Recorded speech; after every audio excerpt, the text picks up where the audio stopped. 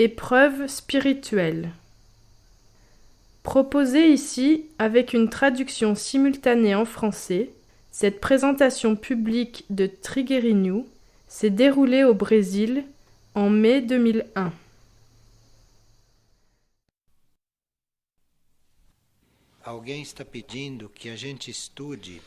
Une personne nous demande d'étudier les épreuves qui concernent cet état de conscience que nous appelons l'état des disciples. Cette personne nous demande aussi d'expliquer la différence entre un disciple à l'épreuve et un disciple accepté. Celui qui en réalité veut travailler, celui qui veut se transformer, doit toujours se considérer comme à l'épreuve. Tout ce qui lui arrive est considéré comme une épreuve. Le travail qui doit être fait est de maîtriser nos réactions devant tout ce qui nous arrive et essayer de tout voir comme un apprentissage et comme une impulsion. Nous considérons alors les épreuves comme une opportunité pour purifier nos forces, de nous aider à maîtriser ou à épurer et purifier les énergies qui peuvent être les nôtres ou qui peuvent être les énergies de personnes engagées dans le travail ou toutes sortes d'énergies.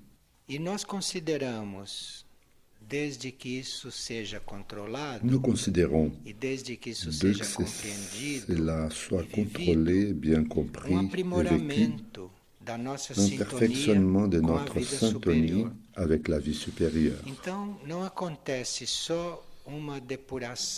Alors, notre énergie ne subit pas seulement une dépravation, mais aussi un perfectionnement de cette union avec la vie supérieure. Les épreuves arrivent et les situations paraissent quelquefois absurdes, mais elles ne concernent pas notre vie actuelle. Elles peuvent être en fonction d'une vie supérieure, d'une situation supérieure. Nous devrions faire beaucoup attention à nos réactions, parce qu'elles veulent nous pousser dans une autre situation. Elles veulent nous dire d'abandonner certaines tendances ou certaines particularités très résistantes à nous et qui ne sont pas du tout utiles pour la vie supérieure. Et les épreuves peuvent aussi nous apporter une possibilité. Une fois que nous soyons devant elles, de choisir parmi plusieurs situations celle qui est la plus évolutive, celle qui nous apprend le plus, celle qui nous aide le plus à changer de situation. Nous sommes en train de parler des épreuves au niveau de la personnalité. Nous ne parlons pas des épreuves de l'âme, parce que nous ne pourrions pas les reconnaître, ni même vivre ces épreuves en conscience si nous ne subissons pas la dépravation au niveau de la personnalité, ni des épreuves au niveau de la personnalité. Alors, au niveau de la personnalité, nous pouvons prendre en considération que ces épreuves nous amènent à une élévation au niveau humain. Elles veulent que nous puissions transcender ce niveau humain et nous amener à une vision plus claire de la vraie raison de notre existence. Nous vivons de très réelles épreuves bien visibles qui en nous provoquent les plus de réactions. Et nous avons aussi des épreuves subtiles qui au début sont même imperceptibles et quelque temps après on comprend qu'on est devant une épreuve subtile.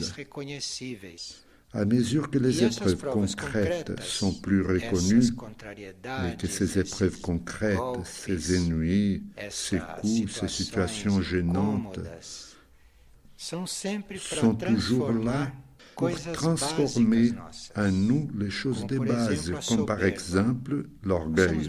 Nous avons beaucoup d'orgueil. Et pour les briser, tout à coup arrive une épreuve qui nous dit « Regardez, vous n'êtes pas aussi bien que vous le pensez. Vous êtes un peu petit. Regardez votre faute. » Alors ici, c'est une épreuve de l'orgueil en nous. Et nous, au lieu de l'accepter, nous réagissons, nous disons « Cela n'est pas comme ça. » Voilà l'épreuve dans les domaines de l'orgueil. Dans les domaines de la paresse arrivent aussi beaucoup d'épreuves. La paresse, c'est une chose qui est très ancrée dans les matériels humains, surtout dans le matériel physique et dans le physico-éthérique. Les épreuves dans les domaines de la paresse sont très nombreuses et nous les rencontrons plusieurs fois par jour. Nous les voyons, mais nous ne les dépassons pas. Faire une chose négligente, ne pas se soucier des détails, parce que cela a l'air de n'avoir pas d'importance. Mais tout a une très grande importance. Une chose qui devrait être là et qui est à 10 cm de là n'est pas à sa place. C'est une épreuve concernant la paresse. Vous ne la mettez pas à sa place parce que vous croyez que cela n'a pas d'importance. Le mental intervient et vous ne passez pas l'épreuve de la paresse. Les mensonges, c'est une autre preuve. Parce que mentir n'est pas seulement ne pas dire la vérité. Mentir veut dire que vous n'êtes pas comme vous êtes. Votre conscience dit une chose et vous mentez. Vous vous présentez d'une autre façon. Vous n'accompagnez pas votre conscience. Vous êtes un menteur. Vous vous présentez autrement que vous ne l'êtes pas. C'est l'épreuve du mensonge est très vaste. L'emploi incorrect de l'énergie est aussi une autre chose qui apporte beaucoup d'épreuves jusqu'à ce que nous puissions reconnaître que nous n'employons pas l'énergie d'une manière correcte, surtout dans le sens de trop parler. Enfin, ces épreuves arrivent dans tous les domaines où nous utilisons l'énergie. Elles arrivent aussi dans les domaines de la lâcheté. Et dans ces domaines, elles arrivent aussi à tout moment parce que souvent, vous devez intervenir dans une situation où il faut que vous donniez quelque contribution à une chose. Et par lâcheté, vous en donnez moins. Et la lâcheté se déguise. Elle vous dit que vous allez gêner l'autre, que vous allez blesser l'autre, que vous allez fatiguer l'autre, que vous serez indésirable, et tout cela. C'est dans le domaine de la lâcheté, car si une chose doit être faite, si elle doit être manifestée, la question c'est de trouver la manière de réaliser, trouver la juste mesure pour faire. Mais non par lâcheté, ni rien faire se donnant les meilleures des excuses. Alors, dans ces choses concrètes, dans ces états concrets toujours très bien ancrés en nous, les épreuves arrivent très fréquentes. Et au début, tant que la personnalité est très forte, nous ne la percevons pas. Personnalité très forte dans sa fierté, dans sa paresse, sa mensonge, son emploi incorrect de l'énergie et dans sa lâcheté. Et tant que cela est trop ancré dans la personnalité, ces épreuves arrivent très légèrement. Au début, une très forte épreuve n'arrive pas pour que vous cessiez d'être lâche. Ce n'est pas comme ça. De cette façon, vous ne pouvez pas vous empêcher d'être lâche, parce que la lâcheté est très ancrée dans votre matière. Et pour cela, les épreuves arrivent petites, légères, il semble même qu'elles n'ont aucune importance. Vous en aurez plusieurs par jour très bien dosée, et c'est seulement après qu'elle soit bien intégrée, quand en vous cela sera déjà bien affaibli, que vous aurez reçu tant de coups dans ce sens-là, c'est alors que la chose s'affaiblira, sera moins établie.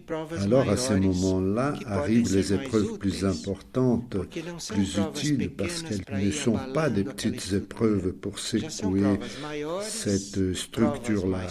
Ce sont déjà des épreuves plus grandes, plus fortes, qui vont détruire ce que en vous déjà a été brûlé. Et une fois que vous êtes déjà bien travaillé, vous pouvez alors recevoir ces rayons plus destructifs, vous pouvez recevoir cette impulsion plus définitive. Et surtout quand nous avons encore des résidus, des restes des choses, quand nous sommes déjà travaillés, mais qu'il y a encore des choses qui restent, alors là, des épreuves très puissantes arrivent pour accomplir cette élimination finale. À ce moment-là, on peut rencontrer des épreuves subtiles, plus subjectives, comme par exemple celle de n'avoir plus d'appui pour avancer sur le chemin. Cette épreuve est très subtile. C'est-à-dire que vous êtes sur le chemin, que vous confirmez que vous êtes déjà sur le chemin, que vous voulez suivre, que vous êtes soutenu, que vous êtes aidé, et afin que vous suivez les chemins, vous recevez des diverses aides. Mais là, pour que vous ne soyez pas paresseux en attendant tout cet appui, afin que vous ne restiez pas sans rien faire, tandis que vous êtes bien dans les chemins, alors tout à coup ce support vous manque. Tout ce support qui venait du plan supérieur, qui venait du moi supérieur, du dehors, de toutes les situations que vous soutenez, que vous tirez en avant, que vous accélérez, que vous invitez, que vous intégrez. Alors, grâce à cela, vous marchez parce que vous étiez très stimulé. Mais à ce moment-là, se présente l'épreuve du manque d'appui. Toutes ces choses-là vous quittent, vous ne ressentez aucun intérêt intérieur pour les chemins, aucune impulsion à l'épreuve, et que vous devez continuer le travail évolutif sans appui. Vous continuez, vous marchez jusqu'au bout, mais sans être stimulé. C'est une épreuve très subtile et c'est très important que nous la reconnaissions parce que celui qui ne subit pas cette épreuve en cessant d'être stimulé arrête un peu ou régresse ou retourne à ses engagements d'autrefois qui avaient déjà été abandonnés. Alors, cette épreuve de l'appui extérieur comme de l'appui intérieur, doit être bien présent en vous parce que, à un certain moment, elle arrive très clairement. Ici, par exemple, il y a une lettre d'une personne qui est dans cette épreuve. Cette personne marche très rapidement depuis très longtemps, mais aujourd'hui, elle ne sent plus aucune raison d'avancer sur le chemin. Il lui manque une stimulation. Elle vit cette épreuve, mais elle doit continuer quand même. Elle doit avancer sur le chemin. C'est-à-dire, tous ceux qui se sont engagés sur la route, s'ils ont pris cette décision, doivent affronter tout cela. En dépit de tout, ils doivent continuer. En plus du manque d'appui, il y a une autre preuve subtile qui est la suivante. Nous devons nous maintenir à l'essentiel et non pas nous disperser dans des choses qui ne sont pas l'essentiel. Et ici, il y a une très grande variété de preuves. Par exemple, ce n'est pas très simple de savoir juger quand vous ne devez pas vous occuper de beaucoup de détails. Parce que l'important, c'est le tout. Ou quand vous devez vous occuper des détails, parce que chaque détail est très important pour le tout. Et si vous n'êtes pas décidé à ne faire que l'essentiel, vous ne passez pas à l'épreuve. Alors là, il faut faire très attention. Vous travaillez dans le sens de ne pas vous disperser. Une fois acquise la notion d'économie à l'égard de votre temps, de votre énergie, de vos activités, Vous passez cette épreuve de parvenir à reconnaître si les détails sont importants ou si vous n'allez pas détruire l'ensemble en vous occupant trop d'un détail. C'est une épreuve subtile et elle sera de plus en plus subtile à mesure qu'on avance sur le chemin. Cela arrive tous les jours et toutes les nuits. Si nous sommes conscients du sommeil et des rêves, et ainsi nous pourrions aussi voir que les épreuves arrivent dans nos rêves. Comme ces choses arrivent continuellement, la conclusion à laquelle nous arrivons est que devant les épreuves, nous sommes utiles les uns aux autres. Parce que si cela a lieu pendant toute la journée, d'où viennent ces épreuves? Des autres.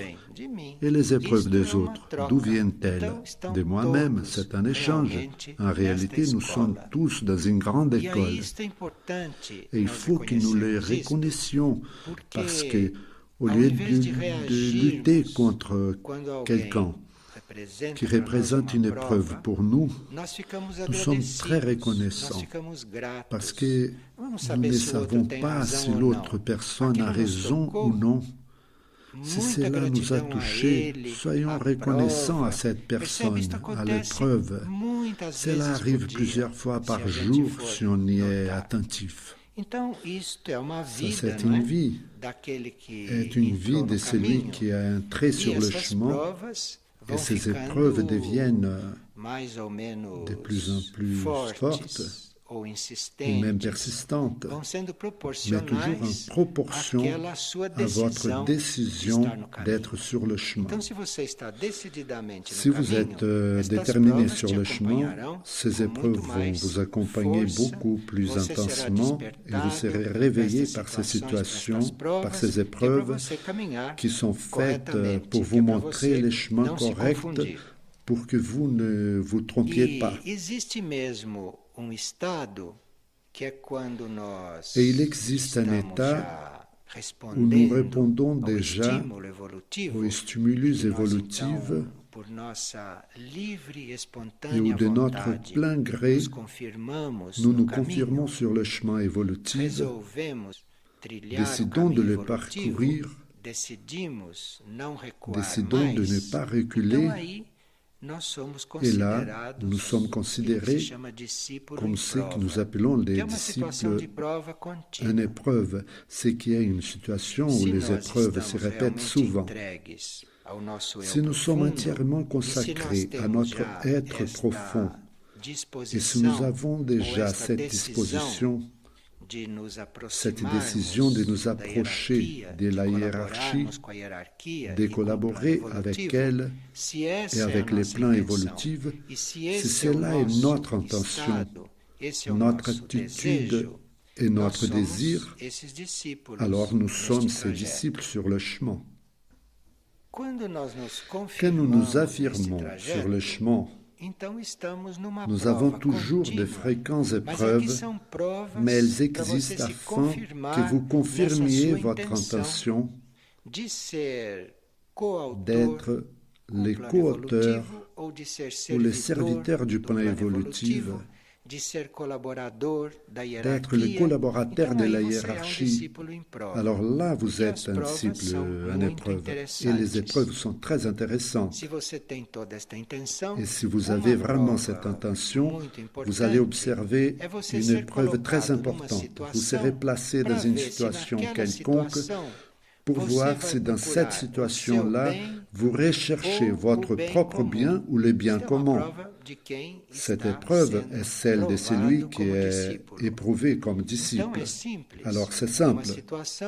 Dans une situation, vous allez voir quel est votre besoin. Si vous suivez votre besoin et ne pensez pas au bien commun et que vous faites une chose tout à fait contraire à celle que vous feriez en suivant votre besoin, cette épreuve, c'est une épreuve de base qui vient souvent dans la vie et souvent dans la journée. Vous êtes toujours en train de faire la chose qui répond à votre besoin en oubliant le bien commun. les biens qui vous amèneraient à faire une autre chose, qui vous amèneraient à agir d'une autre façon. C'est une épreuve pour celui qui est testé comme disciple. La deuxième épreuve, qui est aussi très importante, est lorsque vous êtes devant une situation ou devant les chemins spirituels, ou devant l'instruction choisie par vous, ou devant les choses que pour vous sont sacrées ou importantes. Alors, tout de suite, tout cela est attaqué, calomnié ou méprisé. Et alors là, vous passez par l'épreuve suivante. Comment est-ce que vous réagissez devant ces dénigrements? Comment vous comportez-vous devant la manière dont la vérité est traitée, devant la situation qui se produit quand quelqu'un attaque ce qui est vrai pour vous? Et la troisième épreuve, qui est aussi très importante pour ces disciples à l'épreuve, est s'ils sont capables d'agir correctement, indépendamment des circonstances. Parce que celui qui n'est pas disciple, qui est seulement aspirant, celui-là agit selon avec les circonstances.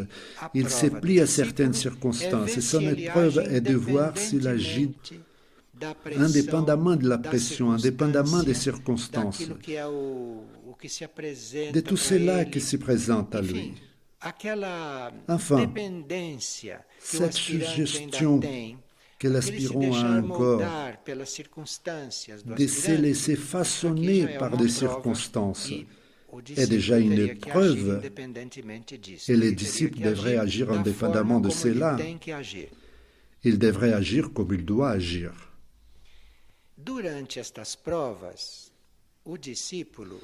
Pendant ces épreuves, les disciples ont diverses réactions qu'ils contrôlent ou ne contrôlent pas. Si pendant ces épreuves, ils menacent de ne pas suivre, s'ils projettent de s'y retirer, même s'ils ne se retirent pas, c'est considéré une menace. Et si cela arrive, une autre épreuve se présentera parce qu'il n'a pas réussi celle-là. Une autre épreuve est les murmures de mécontentement. Et si vous murmurez ou vous commentez la situation, de commenter avec les autres, de respecter avec les propres mentales, enfin, cet état de mécontentement devant l'épreuve et devant cette situation, c'est aussi respecté. Et alors là, tant que vous êtes dans l'épreuve du murmure de mécontentement, que vous vous lamentez en ayant de la commisération pour vous-même, toutes ces murmures veulent dire que vous n'êtes pas encore prêt. Vous continuez vos épreuves et d'autres épreuves viendront dans le même sens. Une autre preuve très subtile à cet stade est si l'on se considère acculé, très opprimé, si on se sent submergé par tant de choses à faire, surchargé, tout cela c'est un motif pour ne pas réussir son examen, mais ne redoubler. Il est évident que pendant cela arrive, nous sommes observés. Nous sommes soumis à une observation afin de voir comment nous avançons, comment nous réagissons et comment ça se passe avec nous. Et étant soumis à l'observation, nous serons compris par notre façon de résoudre les choses. Un autre test se présente ici. Comment est-ce que vous résolvez ces choses? Alors à ces moments-là, commence à émerger votre façon de réagir, votre façon de résoudre les choses, et tout cela vient à la surface pendant les épreuves, parce qu'avant cet stade du disciple en épreuve, et devant toutes ces épreuves, le seul intérêt est pour la personne elle-même. Pour le plan évolutif, elle n'a aucun intérêt. Ce n'est qu'à partir de ces épreuves qui commence à venir à la surface dans les êtres la vraie manière d'agir, qui commence à émerger la technique de la personne pour savoir gérer toutes les situations. C'est une technique, savoir gérer toutes ces choses. Ce sont des choses extérieures, mais qui n'ont aucune importance. Vous devez apprendre à travailler avec tout cela en vous-même et en dehors de vous-même. Et de là émergera, pendant ces épreuves, votre capacité de réalisation, de compréhension, de contrôle. Et c'est à ce moment-là que les choses commencent à surgir. Ces choses n'arrivent pas pendant la phase d'aspirant, ni même pendant la vie ordinaire. C'est quand vous êtes dans la phase du disciple en épreuve et quand vous passez par tout cela qu'émergera votre capacité de travail et votre capacité de servir. C'est à ces moments-là que cela émerge. Et la hiérarchie tient compte de cela parce qu'elle voit votre technique, votre habilité, votre façon de résoudre cela. Enfin, elle tient compte de votre façon d'agir dans ces jeux de force. À ce moment-là, la hiérarchie vous donnera les tâches qui seront facilitées et aidées par votre façon d'agir, par votre méthode de travail, par votre manière d'être et par votre manière de servir. Nous commençons seulement à recevoir des tâches de la hiérarchie quand cette technique, cette manière d'agir, cette méthode sont déjà claires, parce que ces choses ne peuvent pas être gaspillées. La hiérarchie ne peut pas donner une tâche à la mauvaise personne. Parmi les diverses façons d'agir, on peut en choisir une qui soit la plus adaptée pour cette tâche-là. Alors, nous ne recevons les tâches que quand nous avons déjà cette façon d'agir très habile, une manière habile de gérer toutes ces choses et tous ces jeux. Quelques épreuves se présentent qui, en apparence, sont pour l'aspirant, ou qui en apparence appartiennent à la vie ordinaire, mais qui ici ont une autre valeur, comme par exemple l'épreuve d'avoir froid, l'épreuve d'avoir faim, l'épreuve d'être devant un principe spirituel,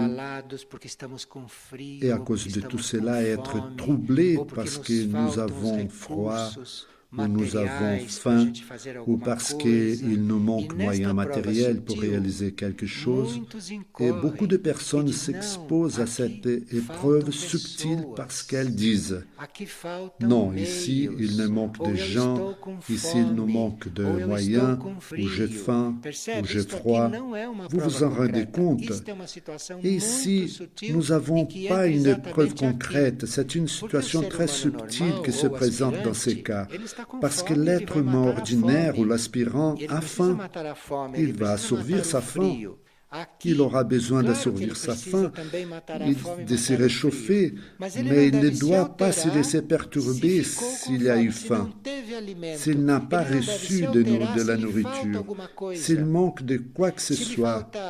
S'il manque d'aide, s'il manque de ressources, s'il manque de temps, il ne doit se laisser perturber par rien. Il doit être le même tout le temps. Il doit servir, agir, et c'est à ce moment-là que surgit la qualité de la personne. Parce que tout ce manque peut être une épreuve, mais peut être aussi karmique. Dans ces cas-là, je dois être entièrement impassible face à tout cela, comme devant les réalités matérielles, qui ici ne sont pas matérielles, qui ont une autre intention et un autre but. Et le test le plus conclusif et le plus synthétique de ces disciples à l'épreuve est de voir s'ils appliquent à la vie ce qu'ils savent déjà, ce qu'ils connaissent, si en réalité ils appliquent dans leur vie. Mais parmi ces épreuves, Si vous êtes attentif et si vous vous observez, vous pouvez hésiter à savoir si vous êtes face à une épreuve ou face à une chose que vous reproduisez à chaque situation. Enfin, cette vie des disciples en épreuve est une vie très intéressante, une vie où nous n'avons le temps de ne rien faire d'autre que d'observer toute cette école, tous ces enseignements. Beaucoup de disciples en épreuve perdent patience et redeviennent des aspirants. Alors, si toutes ces épreuves sont bien vécues, et si à l'intérieur de ces disciples, elles sont bien établies, ils rayonnent cette conscience du disciple accepté.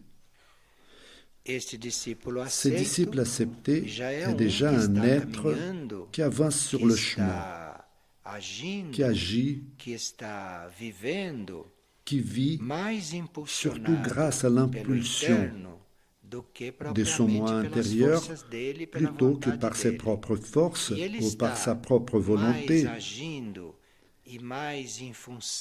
Il agit plus en fonction du travail et du service intérieur de son groupe d'âmes qu'en fonction des choses extérieures, des activités extérieures. Alors, ces disciples acceptés se trouvent devant une tâche extérieure, tâche qui a une autre vibration, parce qu'il a réalisé aussi à l'intérieur de lui-même.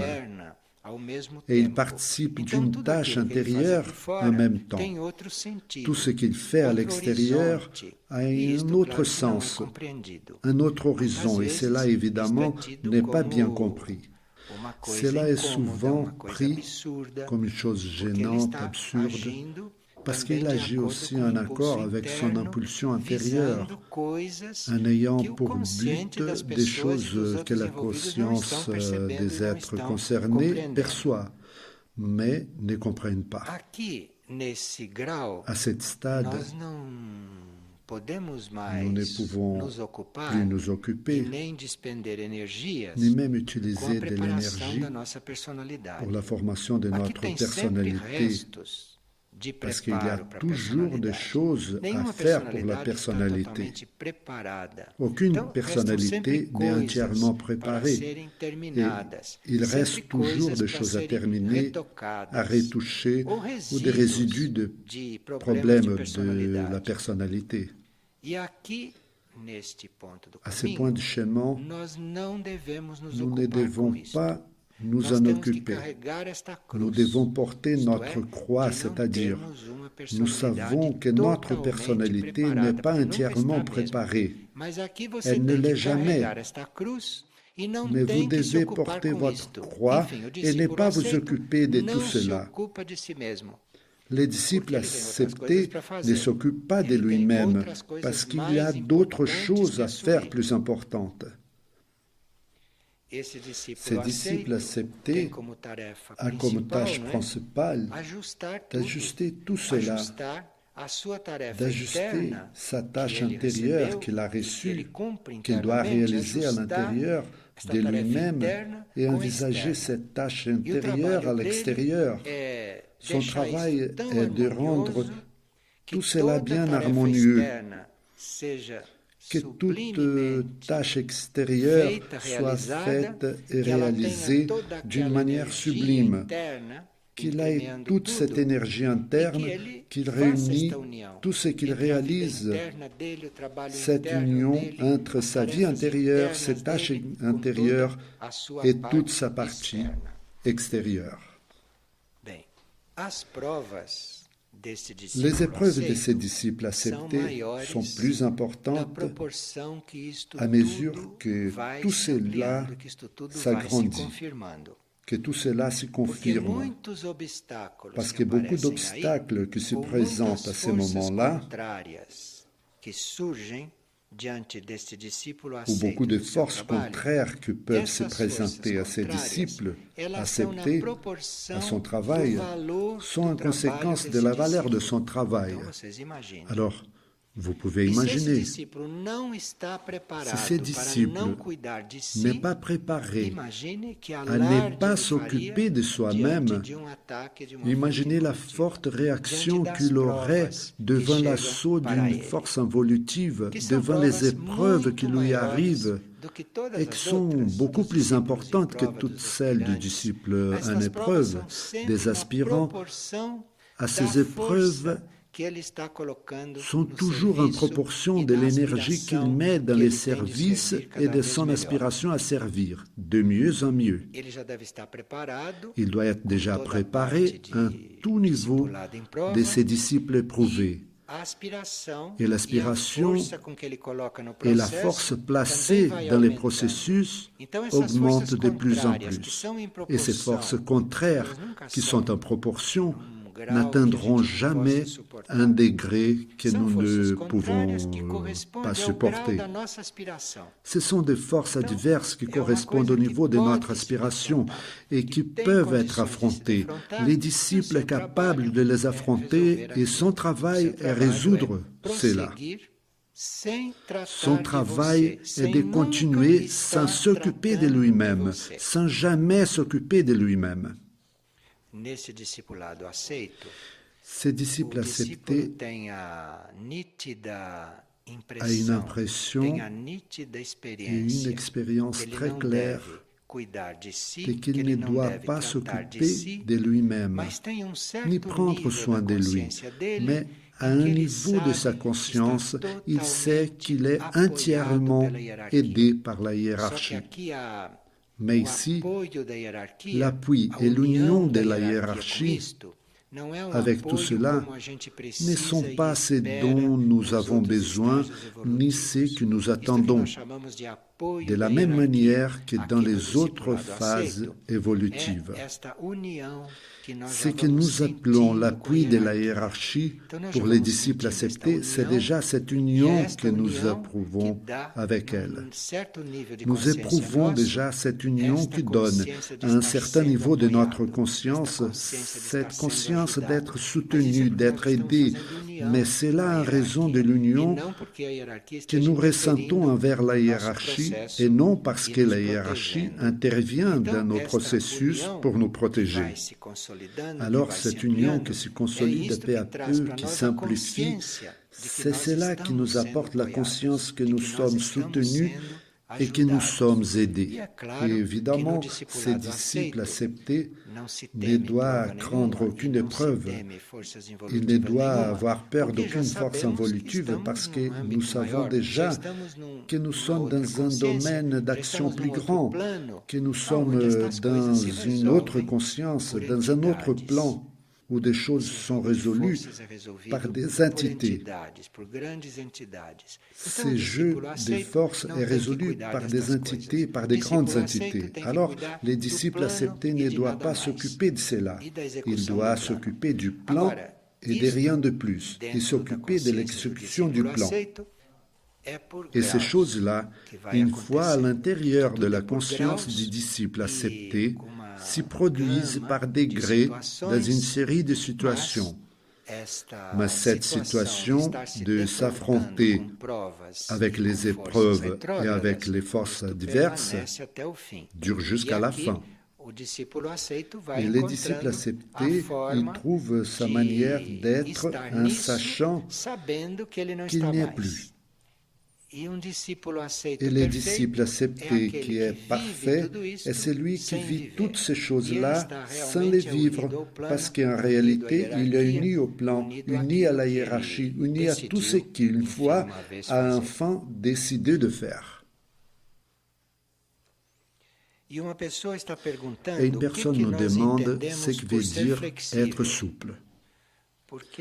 Il y a quelques jours, nous avons beaucoup parlé de la flexibilité et de la souplesse et pour ainsi dire, nous avons considéré que sans souplesse n'a pas de solution. Ou l'être est souple ou il se casse. Être souple spirituellement est savoir tout ajuster au but. Il existe un but évolutif, un plan évolutif à réaliser, et la personne souple est celle qui sait tout ajuster pour y arriver. Et il faut vraiment être flexible, car vous travaillez avec de l'argile en étant sur la planète Terre. Cela ne sera jamais la lumière du but, mais vous serez toujours souple en ajustant tout cela au but. Alors le but est que nous devenions or, et vous devez prendre la boue, l'argile, la rendre malléable, en ayant le but toujours présent. Qu'elle se transforme en or ou pas, ce n'est pas votre affaire. Votre affaire est d'être souple et de modeler tout cela vers le but. Et vous faites cela sans cesse, non pas comme un sculpteur, mais vous copiez le but. Vous y appliquez une chose que vous voyez et qui est juste le point où cela un jour devra arriver. C'est là la souplesse. Il ne vaut pas la peine de dire que cela ne vient pas, que cela n'avance pas. Vous devez prendre la chose, la rendre malléable. C'est là la souplesse. Évidemment, cela dans la vie fait que vous soyez une personne souple parce que vous avez toujours le but présent en voyant la distance entre les choses et le but que vous êtes là. Et je ne dis pas comme un sculpteur, parce qu'un sculpteur, c'est un créateur. Ici, non. Vous copiez une chose et l'art est justement que vous soyez flexible, souple.